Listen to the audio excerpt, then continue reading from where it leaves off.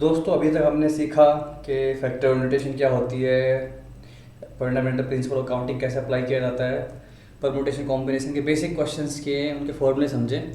अब हम आगे बढ़ते हैं थोड़े से और कॉम्प्लिकेटेड चीज़ों की तरफ। आसान है, नाम ही कॉम्प्लिकेटेड बस, जिसको हम समझते हैं सबसे पहले स्पेशल टाइप ऑफ अरेंजमेंट्स। तो आज के डिस्कशन में हम बात करने वाले हैं special type of arrangements.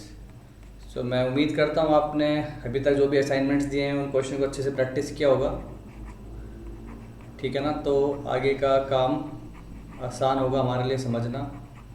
Question साथ साथ प्रैक्टिस करना बहुत ज़रूरी है, उसी के लिए हम एफर्ट लगा रहे हैं कि आपको टॉपिक वाइज क्वेश्चंस भी मिलते रहें, असाइनमेंट्स मिलते रहें, ठीक है। तो पूरा फ़ायदा उठाइए। तो स्पेशल टाइप अरेंजमेंट में मैं दो तरह के अरेंजमेंट की बात कर रहा हूँ। When some of the things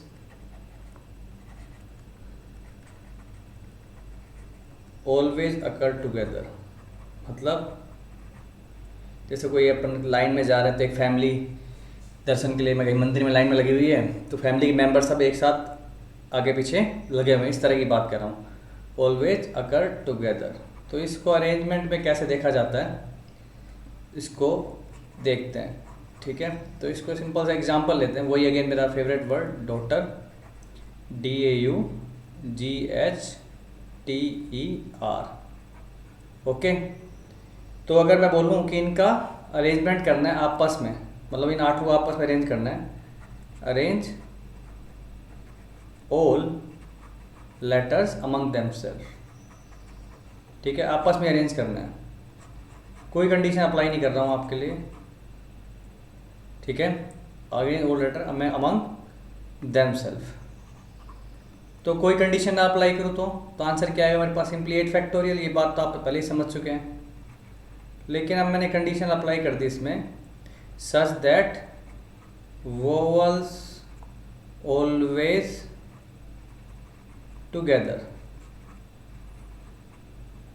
ठीक है ना। हमने देखो इससे पहले ट्रम्प कार्ड खेलते हैं तो सारे एक ही सूट के पत्ते एक साथ रखते हैं ना, पर कार्ड्स वगैरह खेलते तो सारे हार्ट्स एक साथ, सारे डायमंड एक साथ, सारे क्लब एक साथ, सारे स्प्रेड एक साथ, ताकि उसको यूज करना ईजी हो हमारे लिए। तो वैसे ही कुछ बात कर रहा हूँ, ठीक है। तो आप मान लो कि मैं क्या कह रहा हूँ, इसको करने का तरीका क्या होता है, फॉर्मली इसको कुछ लोग स्ट्रिंग मेथड भी बोलते हैं, पर ऐसे नाम देना कोई ज़रूरी बात नहीं है। मैं इन तीनों को इकट्ठा एक ही यूनिट मान लेता हूँ, मतलब जब भी आप अरेंज करेंगे तो पूरा AU एक साथ इधर उधर अरेंज होगा, और DHGTR ये आप कैसे भी लगा सकते हो। तो इन टोटल आपके पास कितनी यूनिट है, 6 यूनिट है। तरीका समझ लीजिए, जिनको भी साथ में आना है उनको अपन क्या करेंगे, एक साथ एक ही यूनिट में एज्यूम कर लेंगे, तो देन हमारे पास ये 6 फैक्टोरियल से यूनिट्स आपस में अरेंज हो सकती हैं। लेकिन जैसे कि मैंने बोला इन तीनों को साथ में आना है, लेकिन ये तीनों आपस में तो अरेंज हो ही सकते ना, वोवल्स अमंग देम सेल्फ तो अरेंज हो ही सकते हैं। तो ये कितने तरीके से होगा, ये होगा अपने पास in how many ways, 3 factorial. तो FPC अप्लाई कर दो, टोटल तरीके कितने मेरे पास, 6 फैक्टोरियल इंटू 3 फैक्टोरियल। तो आई होप आपको ये समझ में आया होगा। जिनको भी साथ में आना होता है उनको एक स्ट्रिंग में बांध देते हैं। चलो कार्ड्स की बात कर रहे थे, उसी पे एक क्वेश्चन कर लेते हैं सिंपल सा बना के। मान लो मेरे पास एक बंदे के पास, जैसे मेरा नाम ले लेता हूँ, आकाश हैज़ स्टैक ऑफ 13 कार्ड्स, ठीक है। स्टैक मतलब एक ऊपर एक लगाया हुआ मैंने, 13 cards, out of which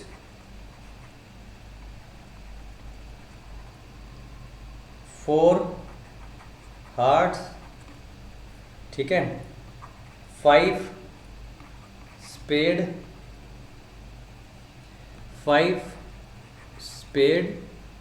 3 diamond heart, I guess card सबने देखे होंगे, एंड रिमेनिंग 1 मेरे पास किसका हो गया, क्लब, ठीक है। Number of ways to stack them, stack मतलब एक ऊपर एक रखना है अपने को, such that same suit card occur together, same suit card occur together.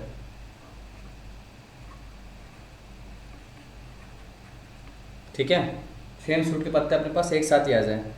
अब देखो मेरे पास 4 पत्ते तो अपने पास हार्ट के,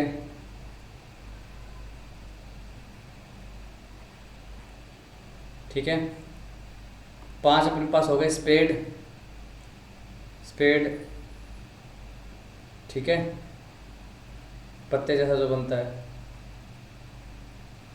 इजी, ज़्यादा सुंदर नहीं बना रहा हूँ।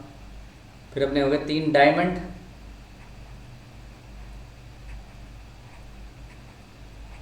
और एक अपने पास फाइनली हो गया क्लब, जिसको सब्सिडी बोलते हैं। तो ऑटो से क्लियर हो गया। अब सेम सूट के पत्ते एक साथ आएंगे तो मैं क्या करूँगा, इस पूरे को एक यूनिट की तरह ट्रीट करूँगा, इस पूरे को एक यूनिट की तरह, इन तीनों को एक यूनिट की तरह, और ये एक यूनिट है ही अपने पास। तो फर्स्ट ऑफ ऑल अपनी 4 यूनिट को आपस में अरेंज करेंगे इन how many veg, 4 factorial. Okay, पर ये चारों पत्ते तो आपस में अरेंज हो ही सकते हैं आर्ट्स के, 4 फैक्टोरियल। ये पांचों आपस में अरेंज हो सकते हैं 5 फैक्टोरियल, ये तीनों आपस में अरेंज हो सकते हैं 3 फैक्टोरियल। तो फाइनल आंसर क्या है मेरे पास, 4 factorial into 4 factorial into 5 factorial into 3 factorial. 4 units, 4 art के पत्ते, 5 स्पेड और 3 डायमंड। और ये अकेला तो एक ही है, तो एक 1 फैक्टोरियल भी करोगे तो उससे कोई फ़र्क पड़ने नहीं वाला है, क्योंकि ये वैल्यू 1 ही होती है अपने पास। तो फाइनल आंसर आ गया 4 फैक्टोरियल, 4 फैक्टोरियल, 5 फैक्टोरियल, 3 फैक्टोरियल। ठीक है, तो इस तरह से आप क्वेश्चंस को आराम से अटैम्प्ट कर सकते हैं। चलो एक छोटा सा सवाल लेते हैं।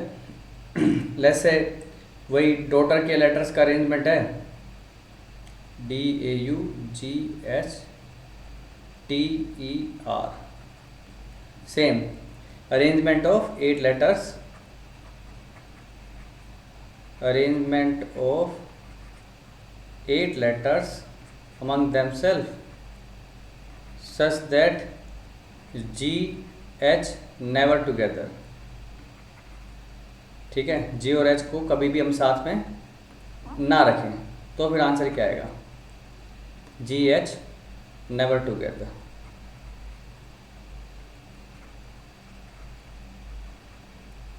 ओके, तो इस सवाल में देखो मैं क्या ऐसा कर सकता हूँ, total minus GH together. Total कितने मेरे पास 8 फैक्टोरियल, और आप G और H को अगर एक साथ देखना चाहते हो तो G और H को बांध दिया, बचे अपने पास D T R A U E, ये 6 और एक ये यूनिट। ओके, तो 7 यूनिट हो गए। तो क्या हो गया मेरे पास 7 फैक्टोरियल, G और H आपस में अरेंज होते हैं 2 फैक्टोरियल। तो फाइनल आंसर क्या है हमारे पास, 8 फैक्टोरियल माइनस 7 फैक्टोरियल 2 फैक्टोरियल। चाहो तो 7 फैक्टोरियल कॉमन निकाल लो, 8 माइनस 2 6 आंसर आ जाएगा। ठीक है, सो आई होप आपकी टेक्निक समझ में आई होगी। अब देखो अगर मान लो मैं 2 से ज़्यादा लेटर्स के बारे में बात करूँ तो नेवर टुगेदर, इसका मतलब वो सेपरेटेड है, कोई भी 2 उसमें साथ में नहीं है, तब अपने तरीका नहीं अप्लाई कर पाएंगे टोटल माइनस ऑल टुगेदर वाला। क्यों नहीं कर पाएंगे, अगर 3 चीज़ें मान लो मैं बोलता हूँ ऑलवेज सेपरेटेड, तो मतलब उनमें से कोई 2 भी साथ में आ जाएगी, वो वाला केस भी मेरे को सब्ट्रैक्ट करना पड़ेगा। तो ये चीज़ कैसे मैनेज की जाती है उसको सीखते हैं। ठीक है, तो दूसरी चीज़ अपने पास स्पेशल अरेंजमेंट में, when some of the things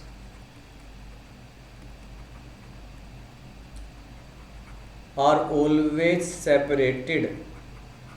ध्यान दीजिएगा वर्ड का सेपरेटेड,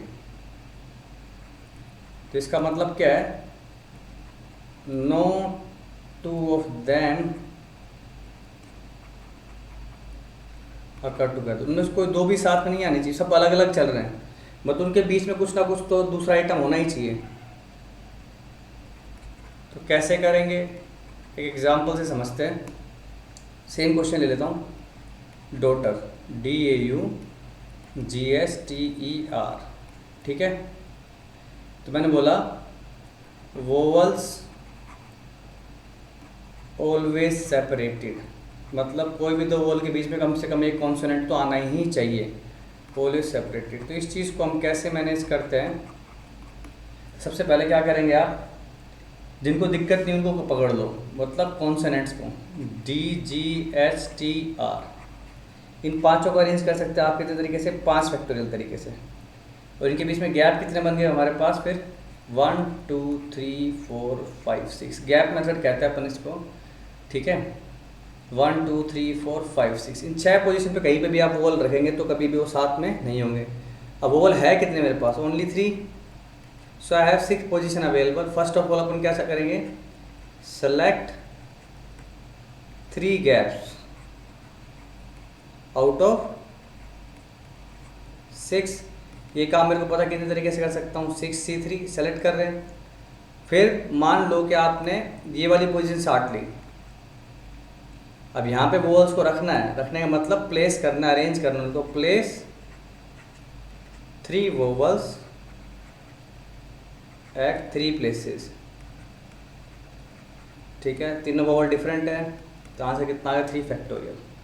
ईजी, पहले जिनको दिक्कत नहीं उनको अरेंज कर लो, गैप में से नंबर ऑफ जितने गैप्स चाहिए वो छाटो, और बच्चे जिनको भी अलग अलग होना उनको उसमें डाल दो।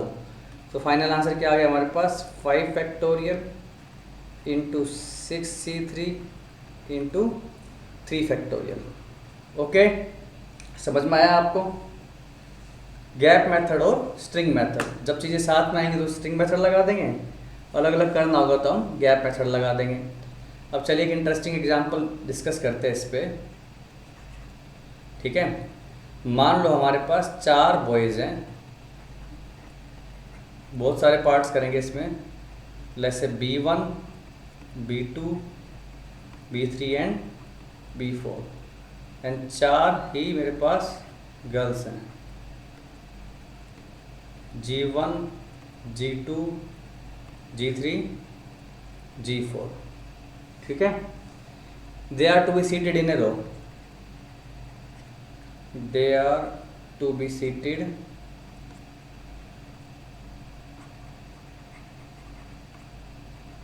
in a row, ठीक है। तो अपने नंबर ऑफ वेज बताने अलग अलग केसेस में। इफ पहला केस नो कंडीशन, जैसे मर्जी है वैसे बैठाओ, तो दिख रहा है साफ साफ 8 लोग हैं, 8 people to be seated in a row, कितना तरीका आंसर आएगा मेरे पास, 8 factorial, that's it. Second, girls always separated, मतलब कोई भी 2 गर्ल्स साथ में नहीं होनी चाहिए। तो इसके लिए क्या करेंगे, हमने क्या मेथड सीखा, पहले बॉयज़ को अरेंज कर दो कैसे भी, ठीक है। तो गैप कितने बने हमारे पास, 1 2 3 4 5, 5 में से 4 गैप छाटूंगा, फिर 4 गैप में 4 गर्ल्स को डाल दिया जाएगा। तो पहला स्टेप बॉयज़ अरेंज हुए, सेकंड स्टेप गैप छाटे, और चौथे स्टेप में गर्ल्स को भी उन गैप्स में फिल कर दिया। तो आंसर कितना आ गया मेरे पास, 4 फैक्टोरियल 5C4 इंटू 4 फैक्टोरियल, ठीक है। तीसरा केस देखते हैं, girls and boys both are separated,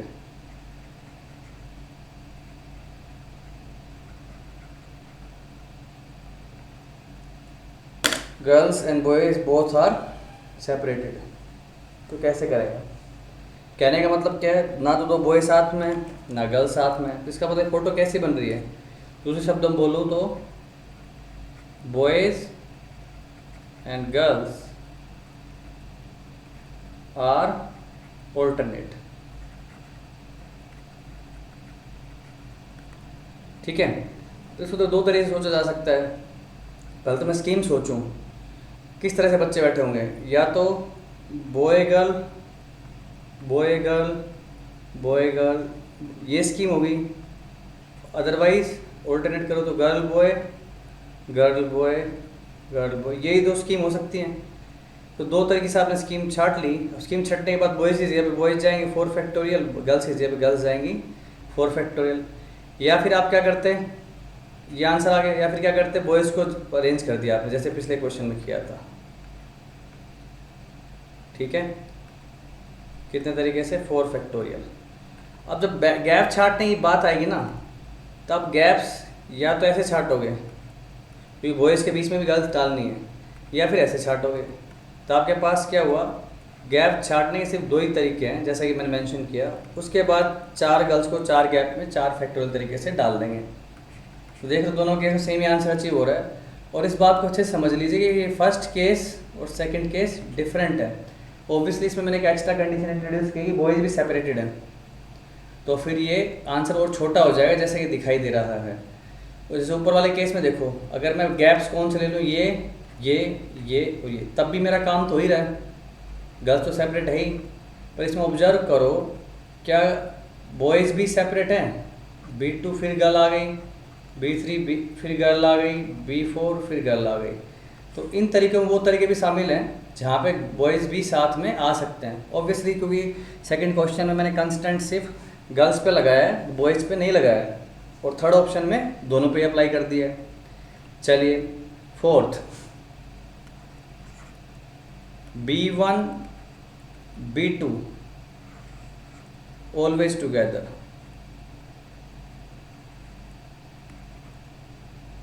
ठीक है, तो फिर आंसर क्या आएगा, जैसे कि हमने पहले भी सीखा है, B1 B2 को इकट्ठा कर लिया, फिर बचे हमारे पास B3 B4 G1 G2 G3 G4। तो इन दोनों को एक इकट्ठा यूनिट मानने, टोटल यूनिट होगी 7 फैक्टोरियल, और ये दोनों आपस में अरेंज हो सकते हैं 2 फैक्टोरियल। तो फाइनल आंसर क्या आएगा, 7 फैक्टोरियल इंटू 2 फैक्टोरियल। एक और पार्ट कंसिडर करते हैं। Let's say girl G1 always adjacent to both G2 and G3। समझे आप, जो गर्ल G1 और G2 G3 का हमेशा बीच में ही बैठे, तो फिर कैसे करेंगे, तो दिखाई दे रहा है साफ कि अपन G1 है, G2 है, G3, ये एक वैलिड कॉम्बिनेशन दिखाई दे रहा है। इन दोनों को एक यूनिट मान लेते हैं। तो बचे हुए कितने लोग, G4 B1 B2 B3 and B4, total हो गए 6 यूनिट्स। इनको आपस में अरेंज किया जा सकता है 6 फैक्टोरियल तरीके से। अब ध्यान से देखो, ये जो 3 लोग हैं, इनको आपस में कितने तरीके से अरेंज कर सकते हो, ओनली 2 वेज। ऐसा क्यों, क्योंकि G1 तो हमेशा बीच में ही रहेगी, तो G2 G3 को आपस में एक्सचेंज किया जा सकता है सिर्फ 2 तरीके से। Hence final answer is 2 into 6 factorial. ठीक है, एक और क्वेश्चन करते हैं, इसी पे और समझते हैं इसको। बॉय B1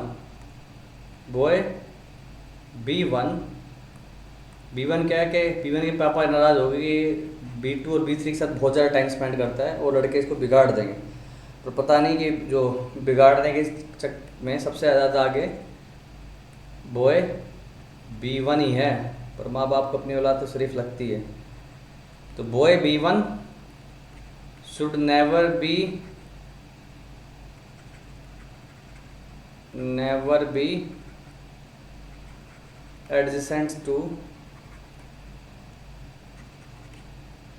B2 और B3। ठीक है, B2 B3 में से किसी में से के साथ भी एडजेसेंट ना हो। ठीक है, या तो B2 के साथ बैठ रहा है ना B3 के साथ बैठ रहा है। तो पहले तो देखो कौन कौन से केस आप उड़ाना चाहते हो। B1 B2 के साथ बैठ गया, ये वाला केस भी हटाना है। B1 B3 के साथ बैठ गया, ये भी केस हटाना है। और B1 B2 B3 दोनों के साथ, मतलब इस तरह से बैठे हुए हैं, ये वाला केस भी मेरे को उड़ाना है। ठीक है, तो मान लीजिए ये केस A है, ये केस सेट B को रिप्रेजेंट करता है। तो ऑब्वियसली बात है, ये केस क्या रिप्रेजेंट कर रहा है, A इंटरसेक्शन B। और मैं निकालना क्या चाहता हूँ, ना तो A वाले केस चाहिए मेरे को, तो बार लगा देता हूँ। सेट थ्योरी में पढ़ा, बार का मतलब क्या होता है, बियॉन्ड A। और ना ही मेरे को B चाहिए, डी मॉर्गन लॉ अप्लाई करूँ। ध्यान है, अलग अलग लगा दे तो बीच का सिंबल उल्टा हो जाता है, तो इकट्ठे पे करेंगे तो ये उल्टा हो गया। और ये किसके बराबर होगा, total minus A union B.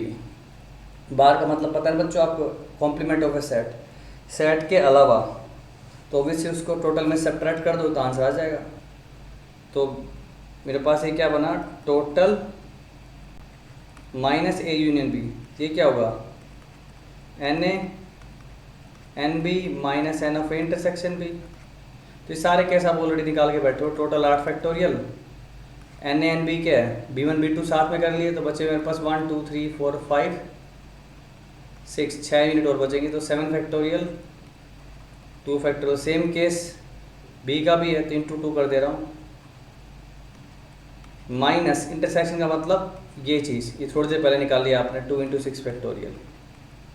B1 हमेशा बीच में रहेगा तो पूरी यूनिट अलग, तो इसके अलावा 5 लोग और बचेंगे तो 6 यूनिट हो जाती हैं, और 2 तरीके से B2 B3 आपस में अरेंज होंगे। तो इसको आप सोल्व कर लोगे तो आंसर आ जाएगा, 6 फैक्टोरियल कॉमन ले लेता हूँ, 8 7 जा 56 माइनस 7 4 जा 28 plus 2 that is 6 factorial into 30। Okay, तो प्रॉब्लम। अब एक क्वेश्चन और करते हैं, और क्लैरिटी आएगी इन चीज़ों को लेके। 7th, B1 और G1 इनका कुछ अलग याराना चल रहा है, always together but there should not be any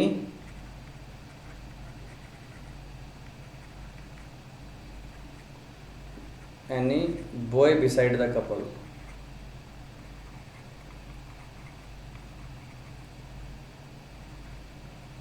ठीक है, कपल के आगे पीछे कोई बॉय नहीं बैठना चाहिए अपने पास।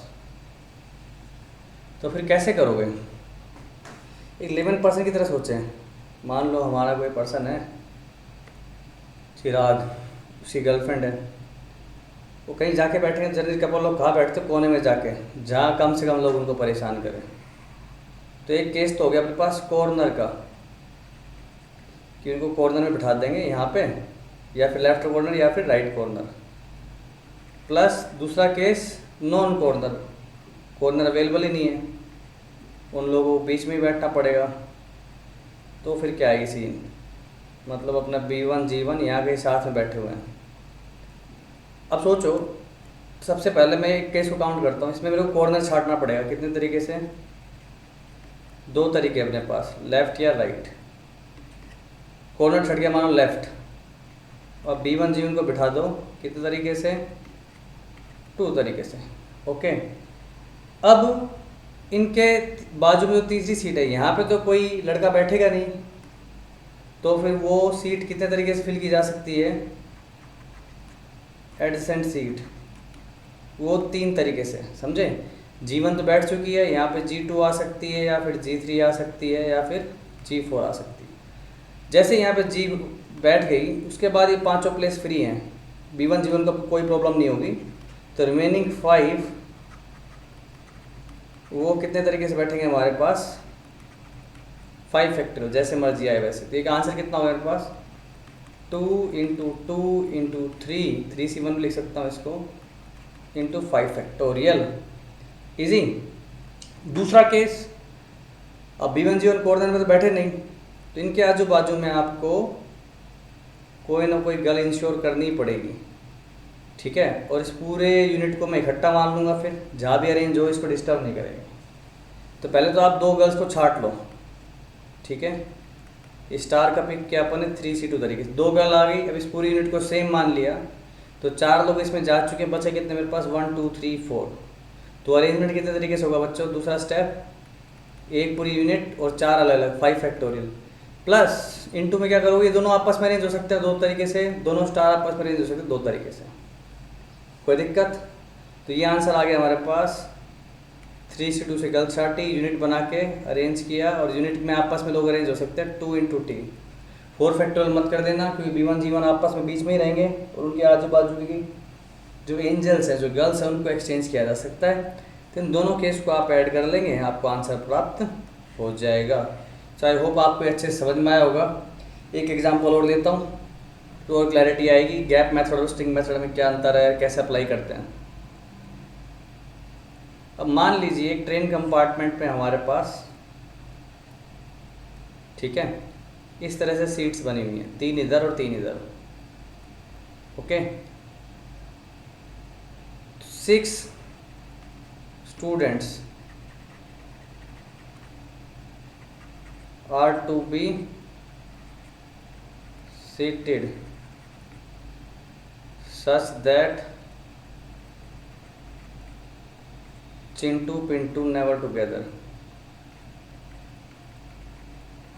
Chintu Pintu never together, कभी साथ में नहीं बैठने चाहिए। ठीक है, अब मैं चाहूँ तो इसमें गैप मेथड भी लगा सकता हूँ क्योंकि वो साथ में तो है नहीं, या total minus into Pintu together भी कर सकते हो। Total 6 factorial minus into Pintu together कर दिया तो टोटल मेरे पास बचेंगी 5 यूनिट्स, 3 फैक्टोरियल। गैप मेथड भी लगाओगे तो 4 लोगों को अरेंज कर दिया, 4 फैक्टोरियल गैप बने मेरे पास 5, 5C2, उसमें चिंटू पिंटू डाल दिए। अगर ये जो आंसर है मेरा गलत है, क्यों?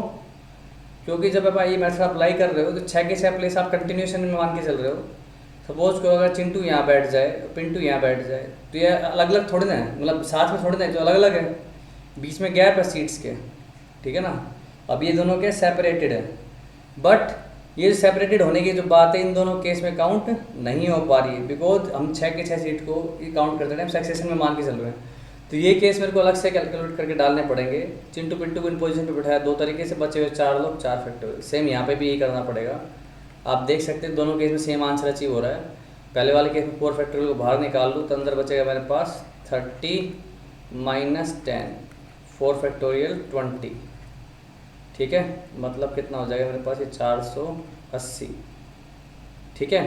पर ये वाले केस भी तो ऐड करने पड़ेंगे इसमें, तो आपने इसमें 48 और ऐड कर दिया, 528 आंसर आएगा। दूसरे केस में अगर निकालना चाहोगे 4 फैक्टोरियल कॉमन, 5C2 10 × 2 20 प्लस ये कितना हो गया बच्चों अपने पास 48, तो ये हो जाता है अपने पास 68 × 24, ठीक है।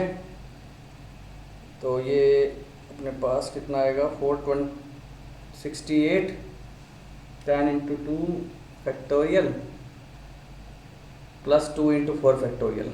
यस, इनको आपस में अरेंज किया कॉर्नर शीट्स पे। अब चेक कर लो दोनों केस में सेम आंसर आ रहा है कि नहीं आ रहा।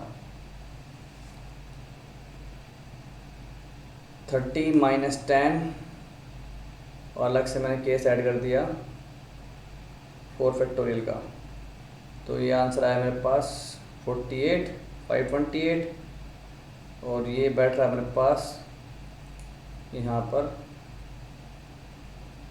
गैप मेथड से आंसर आया था 5C2 10 × 2 20 प्लस 2 × 4 फैक्टोरियल 48। ओके, सो कैलकुलेट करोगे तो हमें प्राप्त होगा कि दोनों आंसर सेम आ जाएंगे, ठीक है। तो चलिए, और अगर मैं दूसरा तरीका करवाना चाहूँ, एक लेमन पर्सन वाली अप्रोच रखूँ, तो कैसे करोगे कि हमारे पास 2 साइड है, तो 2 केस बना लेता हूँ कि चिंटू पिंटू या तो सेम साइड बैठेंगे या अपोजिट साइड बैठेंगे। इसको भी कैलकुलेट कर लेता हूँ, ठीक है। ऐसे भी सोच सकते हो प्रैक्टिकल अप्रोच। सेम साइड बैठेंगे तो सबसे पहला तो काम क्या करना पड़ेगा, आपको साइड सेलेक्ट करनी पड़ेगी, लेफ़्ट और राइट, 2 तरीके हो गए अपने पास। दूसरा, उनको बैठाओ। अब मान लो मेरे सीट का अरेंजमेंट ऐसा है ना, लेफ़्ट में आ गए अब, तो इनके लिए पहले सीट छांटनी पड़ेगी। सीट छांटने का सिर्फ एक ही तरीका है, क्योंकि सेम साइड में बैठे तो इनको इधर ही बैठना पड़ेगा, साथ में तो बैठ नहीं सकते। फिर इनको प्लेस कर दो। Place in how many ways 4 कितना, 2 लोगों को बैठाना, तो कितना आ गया मेरे पास आंसर 2 फैक्टोरियल। अब बच्चे 4 को तो कोई दिक्कत आई नहीं, तो रिमेनिंग 4 वो कैसे बैठ जाएंगे in how many ways factorial 4। तो आंसर कितना है 2 × 1 × 2 फैक्टोरियल 4 फैक्टोरियल। अपोजिट साइड्स मतलब एक लेफ्ट और एक राइट, तो ये भी कितने तरीके से डिसाइड कर सकते हो आप। दो तरीके से, left right, Chintu Pintu left में आएंगे राइट में आएंगे। डिसाइड कर लिया, मान लो चिंटू पहुंच गया इधर और पिंटू पहुंच गया इधर, इनको बैठा दो, कैसे भी बैठ सकते हैं, तीन तरीके से चिंटू बैठ गया, तीन तरीके से पिंटू बैठ गया, और बचे हुए चार प्लेस पे चार लोग चार फैक्टोरियल से बैठ जाएंगे। तो ये कितना हो गया मेरे पास, के स्क्वायर करोगे 9 इंटू 4 फैक्टोरियल, 4 फैक्टोरियल को बाहर निकाल लेता हूँ, कितना हो गया ये 4 प्लस 18, 4 फैक्टोरियल इंटू 22, ठीक है। तो हमारे पास, सॉरी यहाँ पे कॉमन ले चुके हो ना आप, तो 2 रखोगे यहाँ पे, तो ये 22 ही आएगा, दैट विल बी 528, ठीक है। हैप्पी। सो आई होप आपको गैप मेथड और स्ट्रिंग मेथड अच्छे से समझ में आया होगा। इस पर आप कुछ क्वेश्चंस कर लो तो और क्लैरिटी आएगी, फिर हम आगे बढ़ते हैं। तो दोस्तों स्पेशल टाइप ऑफ अरेंजमेंट पढ़ने के बाद अब सीखते हैं स्पेशल टाइप ऑफ सिलेक्शन। बहुत आसान है, स्पेशल टाइप ऑफ सिलेक्शन, ठीक है। तो सबसे पहली चीज़ हमारे पास, आप अरेंज तो कर नहीं रहे हो, सम पर्टिकुलर्स आर ऑलवेज रिजेक्टेड या सेलेक्टेड, एक ही बात होगी, ठीक है। तो ये केस कैसे कर सकते हो, अभी एग्जाम्पल लेते हो, सम पर्टिकुलर्स आर ऑलवेज रिजेक्टेड, ठीक है। कुछ लोगों को हमेशा हटाना हो, कुछ लोगों को हमेशा लेना हो, तो कैसे सेलेक्ट करेंगे अपन। तो इसको अपन सीधे भाषा में समझो, एक एग्जाम्पल लेते हैं, in how many ways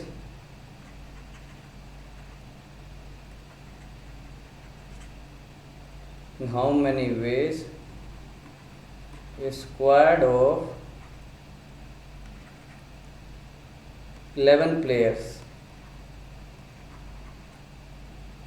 can be selected out of 16 players, ठीक है। 16 क्रिकेटर्स हैं, 11 बंदे छाटते हैं खेलने के लिए, प्लेइंग 11, कितने तरीके से छाट सकते हैं। If A part, no condition, कोई कंडीशन नहीं डाल रहा हूँ, तो फिर आंसर क्या आ जाएगा बच्चों, 16 हैं, 11 छाटने, ख़त्म बात। B part, Rohit and Virat always selected. अब दो तो लेने ही लेने तुम्हें, तुम बैठा लो, बचे कितने प्लेयर अपने पास 14, दो छाट चुके, बचे कितने 9 और छाटने, इजी। दो ऑलरेडी छाट रखे थे अपन ने, 9 और छाटने थे, बचे प्लेयर कितने मेरे पास 14 प्लेयर्स को और फैसला करना है। सी पार्ट, मान लो Rishabh and Kartik always rejected, उनको लेना ही नहीं है, कोई इंजरी विंजरी हो गई तो नहीं ले रहे उनको, ठीक है, वैसे कोई दिक्कत नहीं है। तो दो को घर भेज दिया, बचे कितने प्लेयर 14, पर छाटा तो किसी को भी नहीं है, तो 14C 11 इसमें आंसर आ जाएगा। डी पार्ट में अगर मैं बी और सी दोनों कंडीशन एक साथ अप्लाई कर दूँ, तो दो को छाट चुके हो, दो को घर भेज दिया, तो 4 लोगों का फैसला हो चुका है, बचे प्लेयर मेरे पास 12, दो छाट चुके थे तो बचे कितने प्लेयर 9 और छाटने, ठीक है। तो आई होप आपको समझ में आया होगा। इसी के ऊपर एक बहुत फेमस आइडेंटिटी है, पास्कल्स आइडेंटिटी, देखिएगा ध्यान से, इसका वर्बल प्रूफ दे रहा हूँ आपको, NCR प्लस, इस पे हम सीरीज बेस्ड क्वेश्चन करेंगे, पर वो मैंने अलग से डिवोट किया हुआ लेक्चर, बाइनोमियल कोएफिशिएंट्स पे बेस्ड सीरीज वगैरह हम करेंगे, तो उसमें कंक्लूड कर लेंगे। इसकी वैल्यू होती है n+1 CR। ओबियसली इसको आप फैक्टोरियल वगैरह का यूज़ करके तो एक्सप्लेन कर ही दोगे, मैं चाहता हूँ कि आप इसको वर्बली एक्सप्लेन करो। तो कैसे कर सकते हो, देखो RHS क्या रिप्रेजेंट करती है, n+1 स्टूडेंट्स हैं और R सेलेक्ट करने हैं, R टू बी सेलेक्टेड। तो कोई एक पर्टिकुलर स्टूडेंट है, मान लो आकाश, ठीक है, क्लास में, उसके रिस्पेक्ट में दो ही बातें हो सकती हैं, आइदर ये सेलेक्ट होगा या फिर ये रिजेक्ट होगा। तो सेलेक्ट होगा तो मतलब इसको सेलेक्ट कर चुके हो, बचे कितने प्लेयर n, और कितने और छाटने अपने को r-1, क्योंकि एक तो छाट चुके हो। रिजेक्ट कर दे तो उसको घर भेज दे, बचे कितने n, अभी छाटा किसी को नहीं तो r। ऑब्वियस सी बात इन दोनों का सम टोटल केसेस के बराबर होना चाहिए। तो जैसे ये ऐड करोगे मेरे को प्राप्त होगा n+1 CR। ध्यान रखिएगा ये दोनों इंडेक्स सेम है, दोनों के बीच में एक का डिफरेंस है, तो आंसर क्या आता है n+1 CR। ओके,